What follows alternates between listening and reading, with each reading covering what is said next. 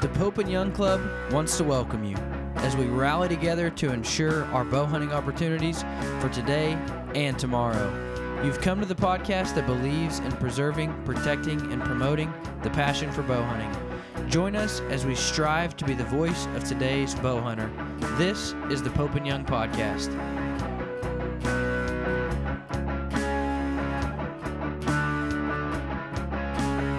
All right, everybody. Welcome to the Pope and Young Podcast. It's been a bit. I am Dylan, joined as always by my co-host, Tim Rzuski. We had to take a kind of a pause break, which kind of sucked because it was like, hey, we're back up and running, got a new co-host, Tim. And then Tim had some problems. So, Tim, you want to share anything? Leave. I mean, yeah, you. It wasn't, maternity leave or anything exciting like that maybe you all out there get to do, but no, medical leave. I got out of my truck and broke my ankle again. And my leg. I've broken a lot of bones, and I was in a card tournament 3 months ago, and some guy was trying to up the other guy, breaking this and breaking that. I said, the only bone I haven't broken is a leg bone. I should have never said that. Tim, you keep making fun of me for being bald, and I said, hey, as soon as you texted me that, I said, dude, that's when you know you're getting old, when you just start breaking bones, getting out of the vehicle. And no doubt. So I'm not that old yet. I'm not breaking bones, just getting out of the truck yet. But we're joined by Curt Wells with a C. Curt Wells with a C, everybody. Curt, if it makes you feel any better, my wife's name is spelled with a K, and my phone always auto corrects it to C, and I never change it. So I just your wife's name's Curt? No, it's your wife's name's Curt. K. But every time my phone autocorrects it to CH, and I never change it. So people will text me back like, I thought her name was with a K, and I'm like, it is. I'm just too lazy to change it. So it's not. So no hard feelings. I just sometimes just spell whatever comes up, and that's what happens. So no problem. Curt, give us an introduction to yourself, man. Not that you need much of one in the bow hunting world, but for those listening, give us an introduction to yourself, man. I'm currently the editor of Bowhunter Magazine in my 14th year, and host of Bowhunter TV. And we're in the process of filming our 20th year on TV, Outdoor Channel and Sportsman Channel. Wow. Cool. 20 years. 20 years? Yeah. It just seems, I mean, look at all the things in our lives that go by in 20 years. Dylan doesn't understand, but oh my gosh, that just seems like it was the other day. Yeah. 20 years ago, Tim, I was 10 years old. So when you had hair. Yeah. Yeah, when I had hair. Being hurtful again. Curt, so you've been in the industry a long time. You've had quite a bit of history with Pope and Young, as we were just talking about beforehand. So what's been your involvement with Pope and Young over the years? I believe I joined in 93 and started going to conventions, and it sort of became just something that you do. Once you start going, you want to keep going every couple of years. And then once I got involved with Bowhunter Magazine, then we were always there as representatives of the magazine, and we've supported Pope and Young and the record book and the system and the projects of Pope and Young ever since I can remember. And Pope and Young, of course, M.R. James was the founder of Bowhunter Magazine. He had a huge presence with Pope and Young for many, many years. So it's just kind of been a natural collaboration. Yeah. Now, what have you? So a couple years ago, we released kind of the new vision, the new brand of Pope and Young, the new direction of Pope and Young. Not that we were forgetting our past, but just kind of repositioning so that people can see, this is what Pope and Young does. This is what we stand for. You were there kind of in the press media day that we, kind of went over all of that. What were your thoughts towards that? I mean, did you think this is good for Pope and Young? Did you think, maybe these are things that Pope and Young should consider? Being somebody that's been in the industry for so long, had so much history with Pope and Young, what was kind of your thoughts behind the whole rebrand and revisioning of Pope and Young?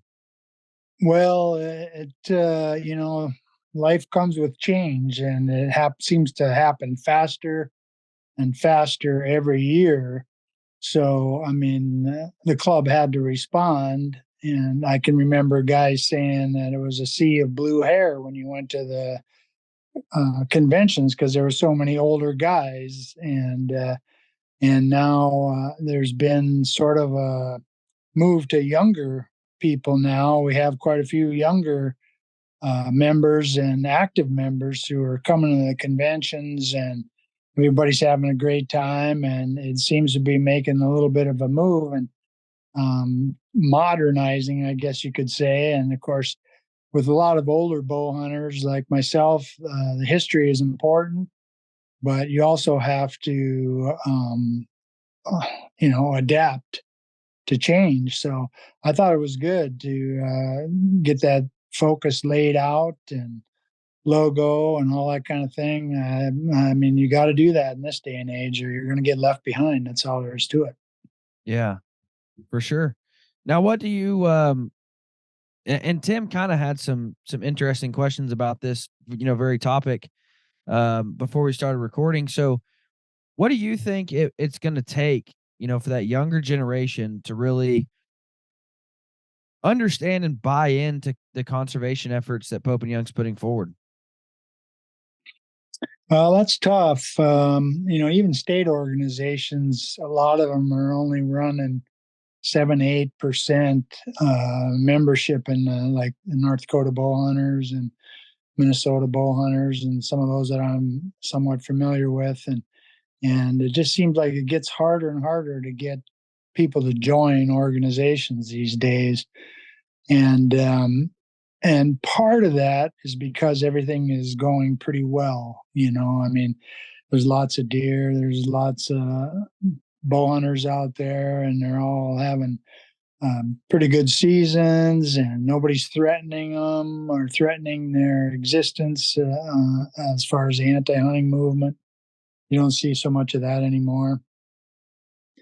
So it's hard to motivate them to give back, basically. And that's the way I look at it is you think about the time you spend in a tree stand or belly crawling on a mule deer or calling in a bull elk, and those exciting moments in your life that you'll remember forever are there for a reason, and you need to show appreciation for that and at least give back in some way. And whether that's mentoring a young archer and helping them become a bow hunter, or joining Pope and Young or state organization, just to do something. You should do something to give back instead of just take all the time. And it seems like the younger generation doesn't quite grasp that concept until they get a little bit older. Do you Yeah. think it's a generational thing? Out in the West, we have a little different situation, at least in Oregon. Our deer populations are not great. We're not drawing tags. We're not having a lot of success. Yeah, I'm sure, 10% of the bow hunters still kill 90% of the animals. That theory does apply. But when we see the struggles that we're having with deer numbers out here and the frustration with tags and predators and reintroduction of species and various things out here, I'm still not seeing a significant increase in interest and dedication and giving back to your local state organizations here, like whether it's Oregon Bowhunters or Oregon Hunters Association, or even your national organizations like Mule Deer Foundation or Rocky Mountain Elk. We recruit, we get a few new younger guys because the older generation wants to transition. But do you also think, and maybe it's just me, I got involved young, but then I had a period where I went and had, marriage and kids, and I kind of took a break for a while and came back, that maybe timing in your life is a big role. And with that is our fear then that this younger generation, when they are in their 40s and 50s and 60s, if we don't do our job now and expose them and get them familiar, that we won't have them to carry it on. I just see the same thing happening out here, and we have issues. We don't have deer running everywhere like we want to.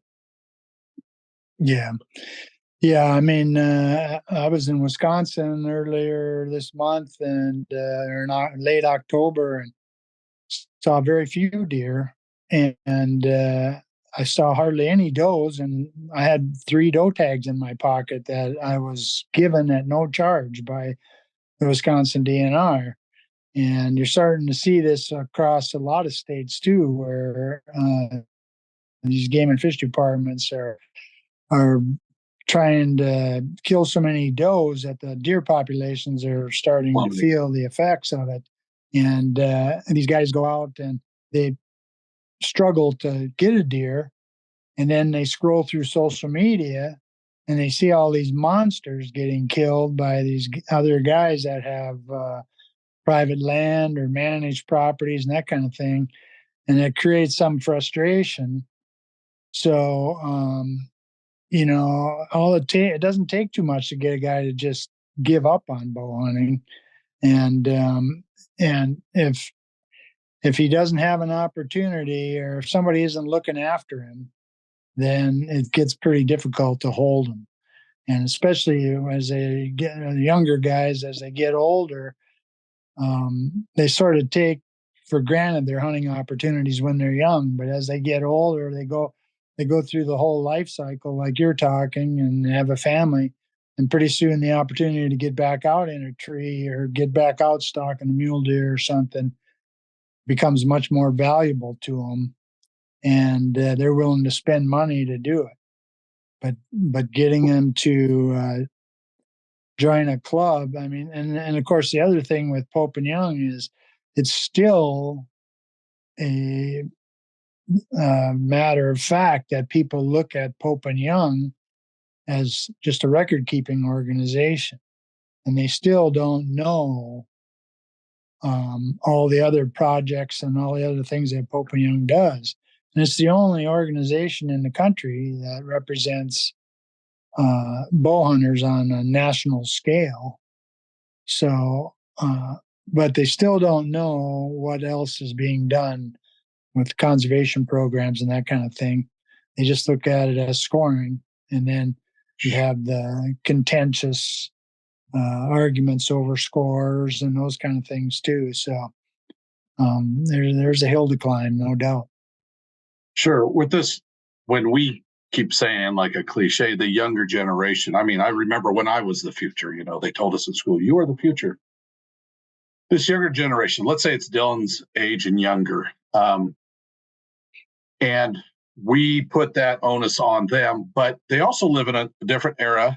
You know, remember when our parents walked uphill both ways to school, they're in what we call that instant gratification era where everything, the answers come instantaneously. And then in Oregon, we have a youth program, for example, I keep bringing up Oregon, where you can have early opportunities at some nice tags and guarantee you some tags early on as a youth to keep your interest. But then they have to get in line, wait 5 to 20 some years to get a good deer, elk, or pronghorn tag, and they lose that connection because it's not getting it instantaneous. Now, that's my fear. My fear is that sort of expectation from the world isn't going to fit in with, hey, when you come back around in life and hunting's going to be a value again, or more of a value, will we have lost them? And what can Pope and Young, what can Bowhunter TV do to keep them involved, keep them interested, engaged, so that later down the road, when the internal calling maybe happens, that they do get involved in an organization or join the club. I think we all every organization, like you said, struggles with this. But for Pope and Young, we still are running this. We're running into this big hurdle of expressing and educating that it's more than record book. And of course, I'm on the record side, but this is one of Dylan's jobs, and hence interviewing important and smart people like yourself to say, give us ideas, and with the people that follow you, what do you say? And I think it's important that you recognized that generation. Maybe they're not. I see way more young people involved in bow hunting than I ever did, but I also don't see their involvement in promoting and protecting it. Yeah, I think it's probably not much different than it was back in the 70s. You know, the young bow hunters weren't so interested in that kind of thing. You know, they were just learning, wanted to become a better bow hunter and get on more trips and hunt more animals and become more successful. And they weren't thinking about the future. I mean, no young kid thinks about the future hardly at all. You know, they're just thinking about now.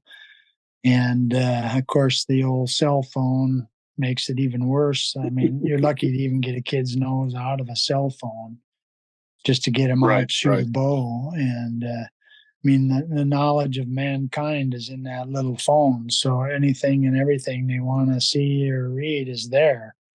And it's instant, like you said. I mean, you can search anything. And to have to work at something and be able to learn how to shoot a bow and practice and tuning your bow and all that other kind of thing, I mean, that's definitely not instant gratification. So, and I think that's a huge value that I do see so many, at least out here. I do see a large number of that 25 to 30-year-old range of guys and ladies, and a lot of ladies that have picked up a bow and they've been doing it for a while. They do know the dedication to it. Sure, they're going to push their limits. They're going to push technology. They're going to, I don't know, I won't say cut corners, but what's good about it is they are practicing, they are tuning, and maybe that will just be a great gift in the future, that the value of that, with a little bit of brand awareness about, you know, Pope and Young along the way, will keep us in the back of their mind when they do find that moment in their life where they want to give back. Yeah, and there's a lot of young guys out there now that are extremely knowledgeable and serious about their bow hunting. And I mean, when it comes to tuning and arrow building and all that kind of thing, these guys know exactly what they're doing, and they study it and they super tune their bows. I mean, when we were young, we had no idea what our arrow even weighed. I mean, now I know what my arrow weighs and what percent FOC it is and my feet per second. We had no clue on any of that stuff. I can't even imagine what my old 2219 with 5-inch vanes and a 175 grain Zwickey weighed. That thing was a beast. But now, so there is that element of guys out there now that have an archery shop in their basement. They don't take it to another archery shop. They're doing it themselves. And I've been doing that for years, but the average guys aren't normally doing that.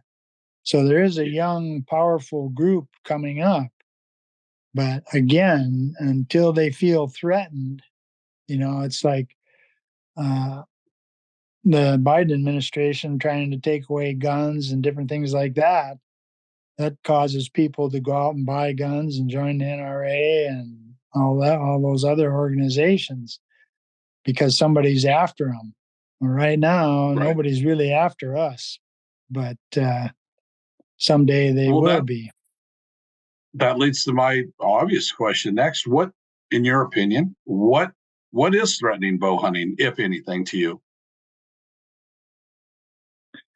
I think the number one threat to hunting as a whole is access to property. Having a place to go. And, you know, in the West, it's not a problem. You always got some public land you can go to. And yeah, you're going to be competing with everybody else. But if you live, you know, east of the Dakotas, finding a place to hunt is really tough. And if you can't buy land or lease land, you're just gonna go buy golf clubs and take your kids golfing. So I think that's a problem. And there's some state organizations, or state management organizations that have lots of different access programs that do work and they do help, but access is one thing. And there, I don't know if there's any bow hunting specific threats. Most states have bow hunting seasons. Some are getting shortened, and you may have. But see, then you have the other problem is the game and fish departments seem to think that they got to kill all the does.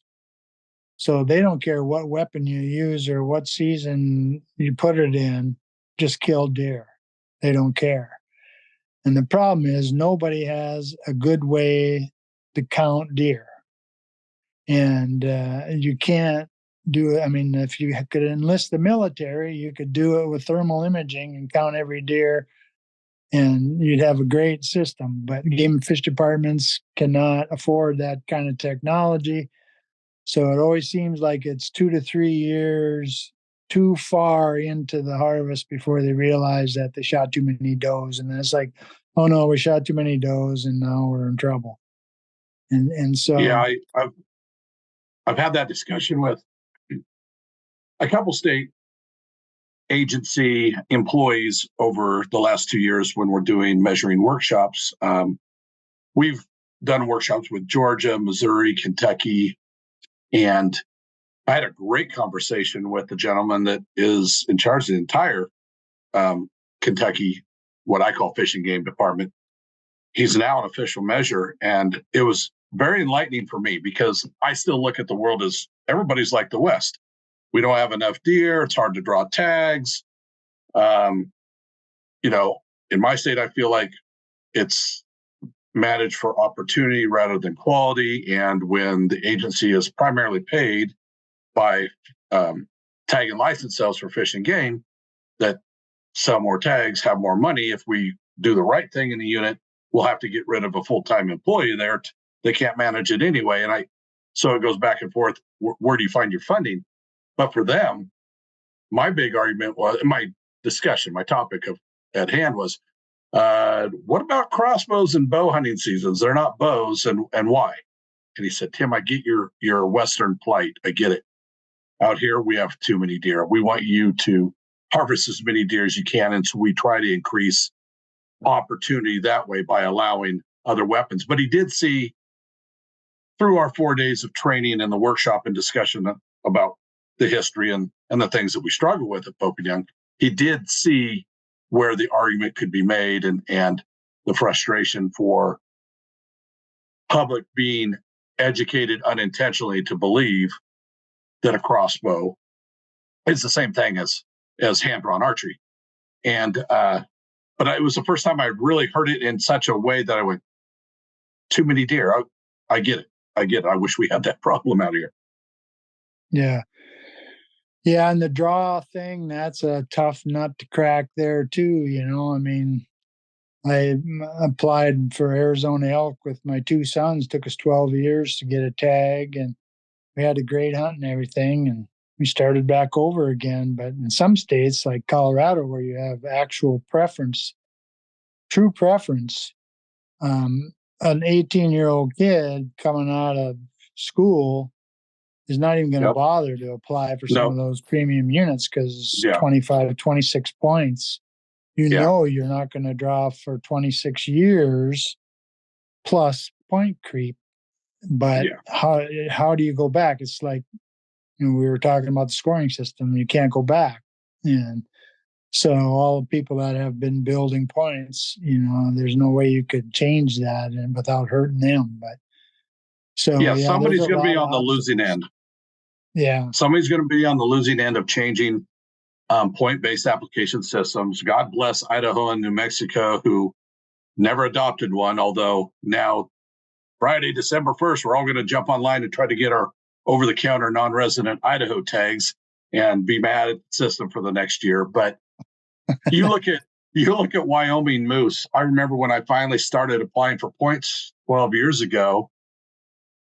I mean, I thought it was pretty simple math, let alone there are tags that require maximum points, 29, 27, whatever it is, points in Oregon to draw one of 20 tags. I mean, the point creep is so large that no kid starting today, even if he rolls what we have out here called mentor points, even if he rolls those points, we do have a 25% rule. We do have an interesting thing that if people 0 or fewer points than max apply, once it gets to the 75% of the tag allotment, it's just given out in random order of a random draw. But the number of people that draw one of those 4 Winnahaw bull tags, seldom are they people with very little points.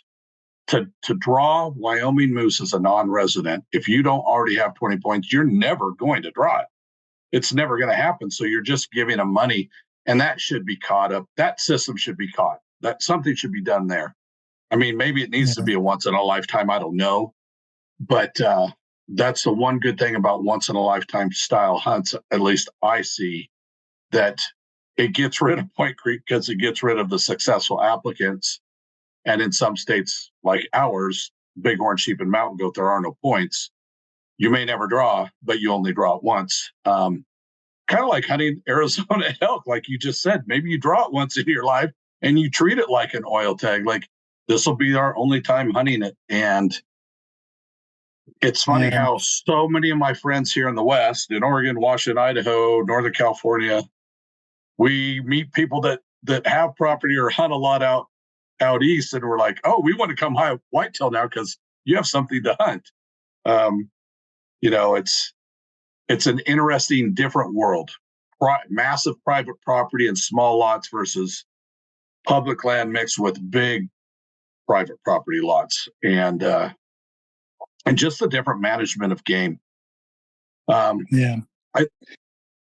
Moving on to another like topic. 20 different drawings, and I've only drawn one tag, Wyoming elk.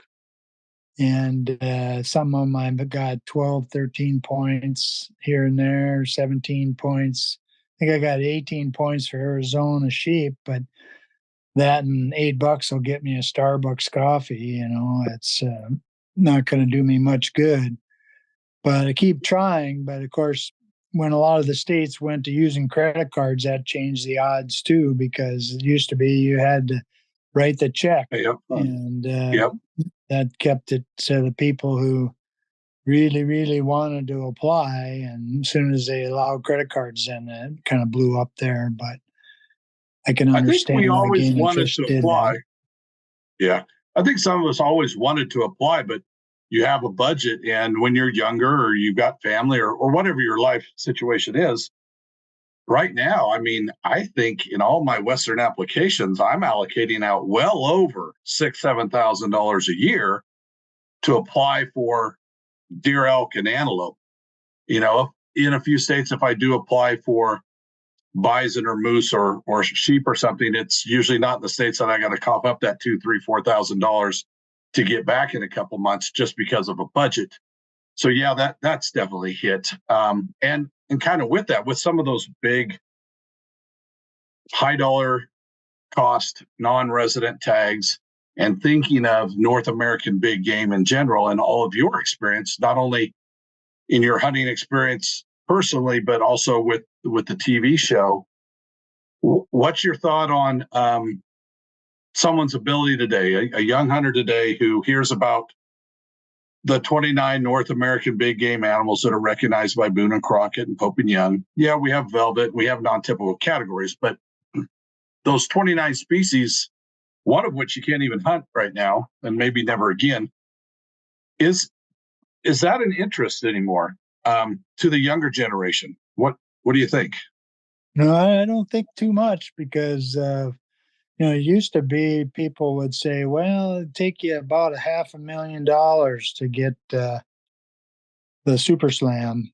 Now it'll take you that just to get the Sheep Slam. I mean, the cost of these hunts has just skyrocketed. I mean, I saw one stone sheep hunt that was $35,000, and if you killed a ram, it was another $70,000 was the trophy fee. So it'd be $105,000. And I mean, my two sons, I mean, I've been just blessed to be able to go on lots of different, brown bear hunts, goat hunts, and moose hunts in the Yukon, that kind of thing. And when they ask me how much that hunt costs, they just cannot believe it. They can't believe anybody would spend that much money on a hunt. And then you got Jimmy John going out and spending 500,000 for an Antelope Island mule deer tag. And I mean, it's just beyond comprehension for anybody that, unless they're from money, you're not doing it. That's Right. just, and you even got to have the motivation, even if they have the money. Are you going to spend 40,000 on a reservation elk hunt in Arizona? Or, it's getting tougher. It is. That whole funny comment I said where I said, I've never broken my leg bone before, and then I go and do it. My new favorite thing to tell everybody, because I really do believe in positive karma and paying it forward, is I've never won the lottery either. So maybe if I win the lottery, one of those $700 million jackpots, maybe people will be really disgusted with me and go, oh, you bought a $200,000 house, you spent the rest on honey trips. Yeah. And I'd be, yeah, that'd be fun. But, I have a gentleman friend here in Oregon that I measure for, and he didn't start bow hunting until he was 58. And he had a goal. He wants to go get them all. And he may not hit it. I don't know. He's over halfway. But with some sort of massive intelligence, he did the math and he said, I went after the hardest to hunt animals first and got those. He goes, but in hindsight, he goes, they're probably the most expensive ones too. And so, we run into issues, not just for bow hunters, but for hunters in North America, that the Quebec Labrador caribou is unhuntable right now. The financial burden or expense to go after some animals for non-residents. I keep saying non-residents because, most of us are non-residents to most every place in North America. I've got some good friends that hunt mountain goat, caribou, and moose every year in Alaska, and I'm so envious. I want to buy a motorhome and just drive up there and become a resident for a couple of years. But for everybody else, the cost. Shiras moose is another issue because of where the border is on the U.S. border. You have to draw a Shiras tag in order to get a moose hunt, unless you're willing to pay big money for a landowner tag. And then, of course, in southern Canada, those outfitters up there call the moose along there Shiras moose, south of the Trans-Canada Highway. They call them Shiras moose, but Pope and Young and Boone and Crockett do not. So, right. So if you're trying to get the Super Slam, you're going to have a hard time with the Shiras moose too, because trying to draw one, and you see these odds on these drawings, they say 0.01%. Well, that's only because they only go 2 digits. It's less than that. So you're saying I have a chance. I have a chance. Yeah. And I let me just go out there and say this so nobody misunderstands my Polish words here. And that is that I am not at all upset with people spending money on hunts. I am envious. I would love to be able to do that as well. And I do know so many that also give back to hunting, as well as the outfitters. There are many outfitters that Pope and Young and Boone and Crockett work with in our programs that have some very expensive hunts that do work with us. And that is great. Giving back to conservation. I've had people ask me, why in the world would anybody spend $70,000 on a bighorn sheep tag in Oregon? I said, because the money goes back to the sheep program, and that's valuable. I see the value there. And and I mean, there's nothing wrong with it. If you got the money, I can't think of anything better to spend it on. Exactly. I mean, if that's your goal and you worked hard all your life and you got some money to spend, you can't take it with you. So getting out there and doing those adventures is way more beneficial than sitting around counting your 401k plan, seeing how much money you got. Sure. I often wonder too, or at least I don't know that I think about it as much anymore, but is it the influence of the internet and Curt Wells on his TV show and all of you that wrote all these articles all these years that it seems like whitetail hunters are getting way more dedicated to like the finest of details in whitetail hunting on their leased or own private property? Or is it because other things the hunter just getting more expensive? Were these guys all Western hunters and now they're kind of cutting it back? Or is it that I'm just becoming more aware of all these different whitetail bow hunters and the internet's making it easier for me to find? Yeah, I think it's probably a combination of both. Used to be everybody went out west at least for an elk hunt or an antelope hunt or something, but now it seems like some guys are just dedicating themselves strictly to whitetails, and I think that's part of it. But it's also, I mean, you scroll through your social media feed, and you're just inundated by these monster bucks that make you ask, what planet are these people even hunting on? I Oh mean, my gosh. then every buck is a 190. I don't know how that happens. And you look at the picture and you squint to get 170 out of it. And I've been hunting whitetails for 43 years. And I can tell you that I've been on some good private property and on public land, on all kinds of property in 25 states. And I've never laid eyes on a 190 whitetail in the field while I'm hunting. Not Yeah. one, ever. Yeah. I sit there and look at all the whitetails I look at daily in my job, let alone all the animals that I've measured. And I don't measure hundreds of whitetails out here in Oregon from the Northwest, but we do see them at panels. And I am telling you, when somebody says they killed a 140 buck, that's a real nice whitetail, in my opinion. To me, that's like a great goal for me. That it would be to hit like a 140. I think earlier we were talking about how it's funny, and I always sound like I'm throwing people under the bus, but I get calls all the time about, well, my outfitter said, or my buddy said, or my taxidermist said, and we do have outfitters who are official measures who cannot measure their clients' trophies. That is a rule. And we have taxidermists who are measures, but I think there's some education that can go on that might help people to better understand the official scoring system, and all the arguments that those that haven't been trained that go with that. The whole abnormal points or difference or nets versus gross and all that. You said something though earlier that I'm going to use from now on, about how the Mel Johnson buck is so great as a representative for Pope and Young. And maybe you could say that again, because I'm going to use it. I got to hear it again. Well, I think the Mel Johnson buck validates the scoring system, the typical scoring system, because it's been 65 years at least, somewhere in there, and since Mel killed that buck, and there's 3 million bow hunters in the country, and in 60 some years no one has killed a whitetail buck with the same combination of symmetry, mass, width, and length as Mel Johnson's buck.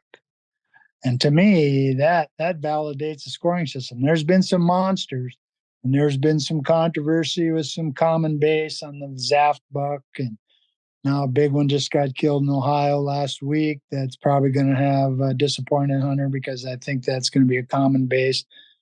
But nobody has killed a buck so perfectly formed and so big as the Mel Johnson buck in all those years, and there's so many trying to do it.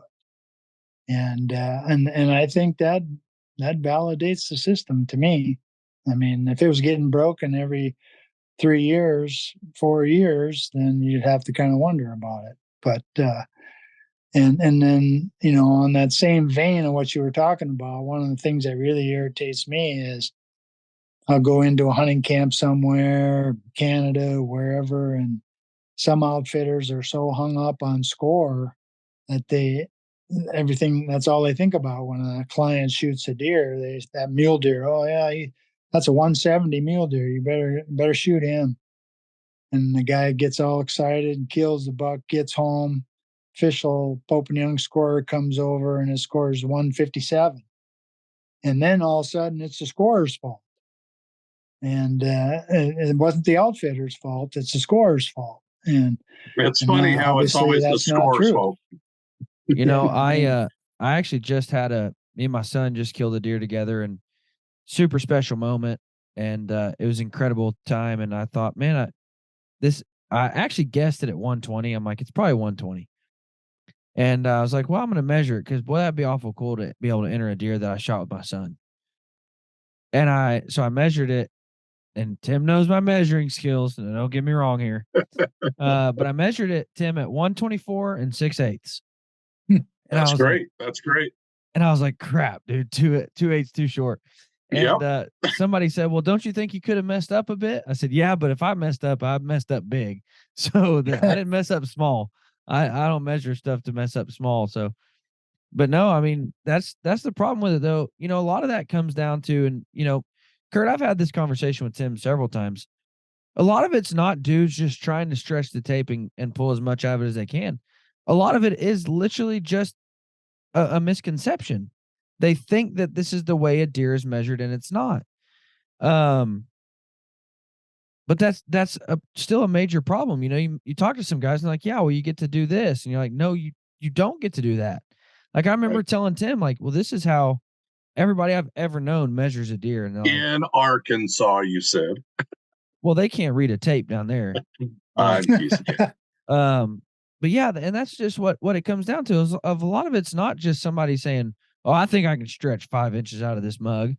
It's just they literally didn't know and they measured it wrong. And so it's not a hey, idiot, you measured this wrong. It's actually 122, but it's, hey, why don't I show you how to measure this? Like, why don't you, obviously you have some sort of passion to measure.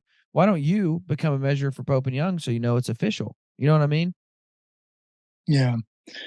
Yeah, and estimating, I mean, some outfitters will say you can't shoot anything under 140 or we're going to charge you $1,000 or whatever. And I've heard that too. And all you're doing is sending your client out into a tree and he's nervous already and he hasn't even seen a deer yet. Now he's got to try and judge a 140-inch deer on the hoof. And most of them can't do it. And there was absolutely one time I went hunting and you go to the tree stand with a binder, like a literal binder, because it says, oh, if it's 3.5, it's got to be 140. If it's a 9, it's got to be, at least 135. If it's got a broken G2, then it can be 119. So you literally have a binder, and as a deer comes in, you're counting his points and you're looking down at the binder. Oh, it's got a 9. It's got an extra point on that side, so it's got to be at least 1. I left the place. I'm like, I don't even want to hunt here. Like, this is just ridiculous. Yeah. There's no binders they in got Oregon. about as much skill at that as aging deer on the hoof. That kind of makes me laugh. I see these guys on TV and they're like, oh yeah, he's 4.5. Oh no, that deer's 6.5. No, he's 5.5. And they're so sure about what they're looking at just based on if he's got jowls hanging or brisket hanging down or based on what his body looks like. And I think if there was a kit out there where you could age a deer definitively, there'd be a lot of liars out there. I wonder about that too. I see at least I see it more and more. I say it's trending, but aging deer. And I've seen some try to explain it. And which I appreciate because I want some education. One thing I do like about your show, Curt, is if there's a topic of controversy or educational opportunity, you've at least give it a few minutes to say why. And, the whole chest and the neck and the length and this and that on whitetail, of course, on whitetail. It's funny how many blacktail out here we see harvested by hunters, and they turn a deer tooth in because we're asked to, we're not required to, and how many are shocked at what they come back at. They were like, oh, I would have swore this was going to be a whatever, a 5-year-old deer, an 8-year-old deer. And it's often younger or way older than they thought. And it didn't match what their model was. Yeah. Yeah. I had a genius idea one time. I was going to get rich, and I was going to build a deer aging kit where you could use the cement-to-manuline method.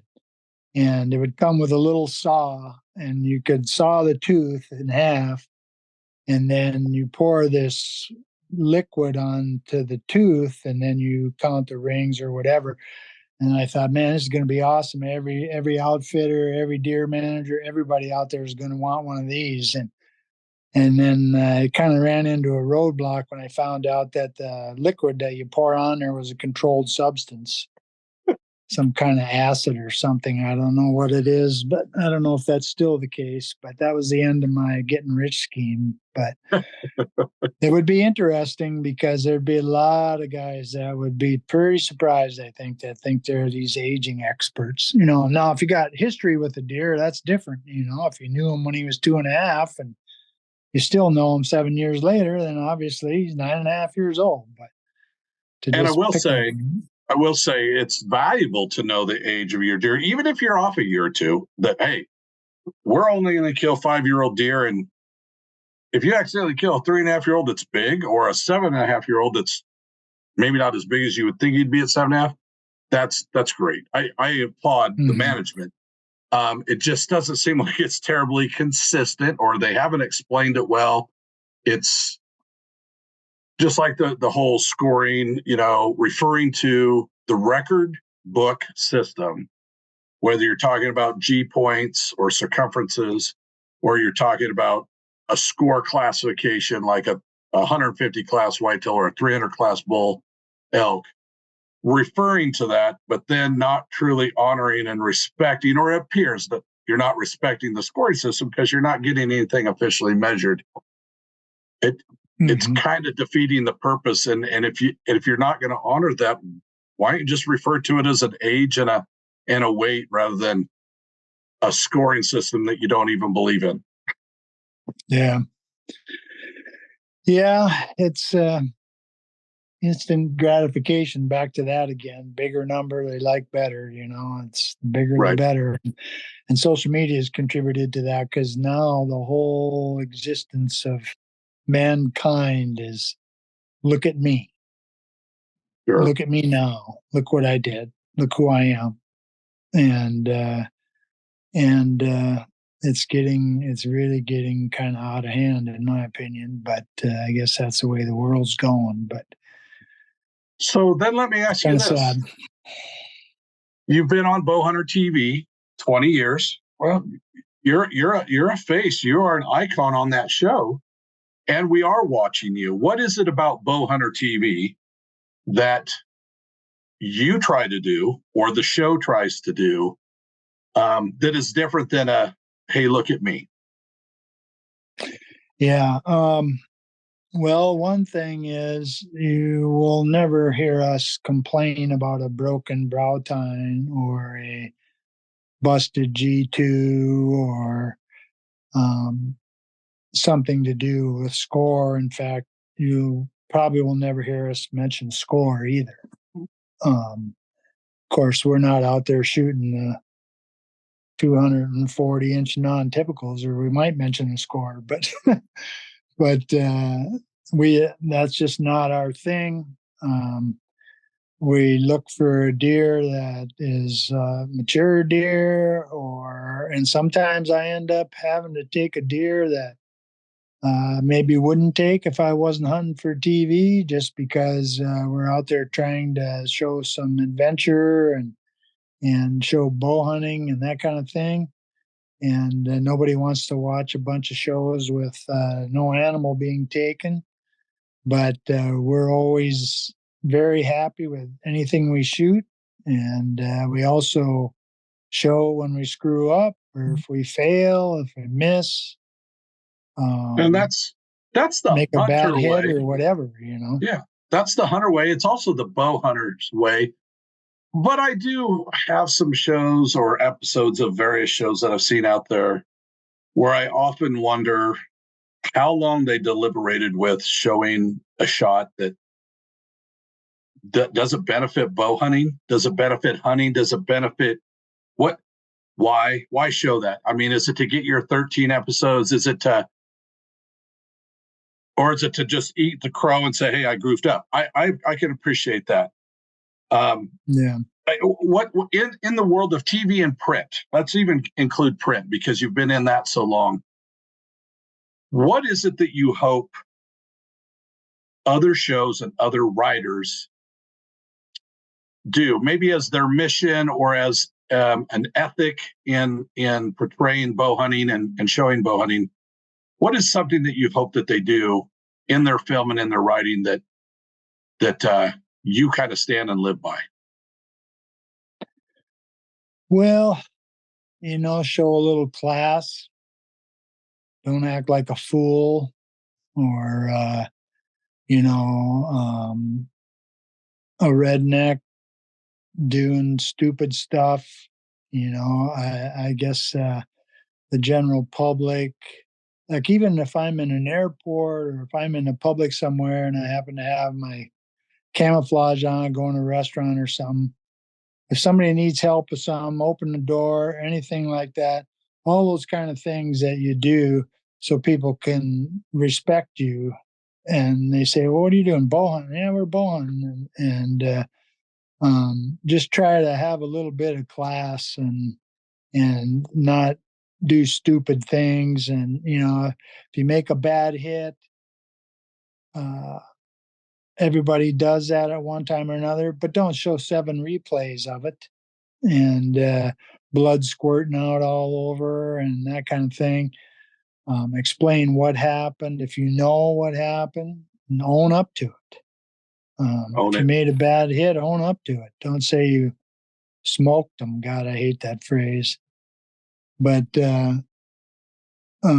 with a laser that's beam. just what I think is just show a little class and like, you know, act like you've been there before and you know what you're doing. As an ambassador to bow hunting, and in a way, as a regular member, you're an ambassador to Pope and Young. And although you don't have all of your animals yet measured for the record books, if someone were to ask you tomorrow, "What's this Pope and Young thing?" What do you tell them? Well, the first thing they need to realize is that the scoring system has endured for many, many years. You can't change it. Is what it is. It's same as the Boone and Crockett system. Other scoring systems have tried to come along and have failed. And so you know, you accept it as the method of scoring, and but you're really honoring the animal, not the hunter. And when you watch a deer for 4 years and you finally take that animal, most bow hunters, real bow hunters, are going to feel some remorse for that, and and they're going to want to honor that animal. And the only way you can really do that is, you know, put them on the wall and have them scored and get them in the book. It's to get the animal listed. It's not to get the hunter's name out there and show how many animals you have. And then the other thing is that there's so much more to Pope and Young that the club still has to work on, that they do for conservation and different things, and just like oversight. You know, it's like having a radar system out there, an anti-missile system, where you are there to protect bow hunting.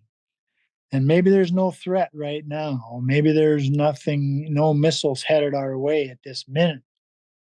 But we got somebody watching for it, and it's the Pope and Young Club. And you need to give back in some way, shape, or form. You think about all those times and days you spent in a tree or sneaking around, and that's how you give back, is mentor a young kid or even a friend, and join the Pope and Young Club, so that radar system, that anti-missile system, is always there waiting, ready to be deployed. I like that. I like that. One of the things that I've said, at least in my workshops to new measures, is support your local hunting organization, bow hunting organization, whether it's county, club, archery range, whatever it is. Support your state organization, and then support a national organization. And hopefully that includes Pope and Young, because we all do different things at different levels. One's more granular and local, and one's more at a national level. And it keeps you involved in it, and I'll just pitch this out there. What a great gift to give somebody for Christmas, a membership into a bow hunting organization. It is a great gift. Maybe they don't stick, but if we get that 10% to do that, that'll help us out. I keep going back to your show, and I was just looking at the site while we're talking, and I remember some different episodes, and it made me think of some different people. I'm sure you've hunted with people in your life that you went, man, that was tough. But there's probably some folks that you've had either on as guests or you've hunted with or hunted at a location with them that are really memorable, that you think of often as great ambassadors to hunting. And I'm just kind of curious, as who's your favorite? Who is one of your favorite hunters? Let's go with hunters. Who's one of your favorite hunters to hunt with? Whether it was on the show or not, but I was thinking more along the show. Well, Dwight Shue was my mentor. I knew it. He's the reason I am where I am, pretty much. And I didn't get a chance to hunt with him much because he'd go one direction and I'd go another. But Sure. that guy was Mr. Ethics. We spent 20 days hunting moose in Alaska, and he damn near killed me trying to keep up to him. And he was serious. We never got one drop of rain the whole time. And it was just brutal. We had fog one morning, and I thought, oh boy, we're going to get to take a break. No, he was up making breakfast. Time to go hunting. And then the other one would be Larry D. Jones. I've hunted with him quite a few times. And he's a guy who is 82 now, or he will be this month. And I just hunted Oregon, Roosevelt elk with him in Oregon this past fall. And he's still getting along on those mountains. And he's a guy that is always up, no matter how tough the hunting is, no matter how bad of a mood everybody else gets in. Larry D. Jones is always up and ready to go. Get up in the morning and get hiking up that mountain. True icons. And it's funny that that's great that it's Larry. I knew you spent a lot of time, or at least a lot of video with Dwight, and every chance I got out here in Oregon to see him speak or be in an event that he was at, just to hear other people or myself try to pick his brain and just see his demeanor. I often see myself get frustrated a lot, and of course I'm not around the guy hunting. I never hunted with him, but to see his demeanor around people, I imagine he doesn't get rattled. He didn't get rattled. Maybe he did. Yeah. No, he'd get pretty serious from time to time, and his grandkids called him Grandpa. But so he could get grouchy from time to time, but you just had to be ready for it. So he's human. That's good. Yeah. If tomorrow it was said that you only had one hunt left in you, and not because of physical abilities, but hunting was going to end next week, and you had one hunt that you could go do, at no cost, what would it be? I imagine bighorn sheep in Montana. I haven't hunted sheep. That's one gap in my resume, is I've never hunted sheep, and Yeah. that's sort of the holy grail of sheep hunting to me. It'd be a breaks tag in Montana. To tease Dylan one more time before he asks you a couple more questions. When I ask him that, he keeps saying whitetail. And being from the West, I giggle about it because there's got to be other things that you want to hunt. But it's amazing how many people do pick something they haven't hunted, and yet how many people pick something that they're so intimately familiar with. We got to go back, because I don't. If you ask me that question, I don't say whitetails. Okay, no cost involved. What would you do? No. When I say whitetails, the question is posed as if I could only hunt one species for the rest of my life. And I say whitetails just because I can hunt them. I can kill. Places. I mean, I can, just where I live. I mean, in a 3-hour drive, I can be in Missouri, Oklahoma, Arkansas, Iowa. So I can hunt all of these different places. If I choose elk, well, then I only get to go maybe once or twice a year, maybe. But whitetails, I can hunt them, from August through January. If I could only choose one animal to like one last hunt tomorrow, no money involved, it's a coastal brown bear, 100%. Yeah, you have said that. That's true. Yeah. And I've hunted probably 31, 32 species of game, counting international. And I would still rank mature whitetail buck as number one when it comes to intelligence, human avoidance skills, taking a hit, ability to disappear. None of those other animals can hang with a whitetail. And Frank Noska will tell you the same thing. Interesting. Well, you're back, Dylan. Yeah. You got your speaker working at least. Yeah, sorry, I had some technical difficulties there. Which that's why you have a good co-host. He just carried it right on. Didn't need me. So no, man, it's just always a pleasure talking with you, Curt. And I love to hear from guys who not only have been in the industry for a long time and seen the changing of times, but also who have been with Pope and Young for a long time and have seen, the history of Pope and Young, where we started, where we're going. So it's always nice to be able to chat with you. And so I appreciate you coming on today, man. Oh yeah. I appreciate you asking me. I'm always ready to help the Pope and Young Club however I can.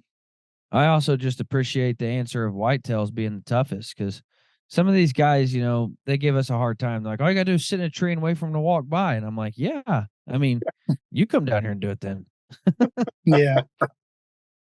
But it also always baffles me. You hear guys, and I'm not going to name any names, but you hear guys who say, like, they've hunted all over. They've hunted, they've killed giants of all these different species, and they go, yeah, I've always just wanted to hunt whitetails though. And I'm like, what do you mean? Like, that's what, you've never hunted whitetails? And they're like, no, man, they're not where I live. And I'm like, what?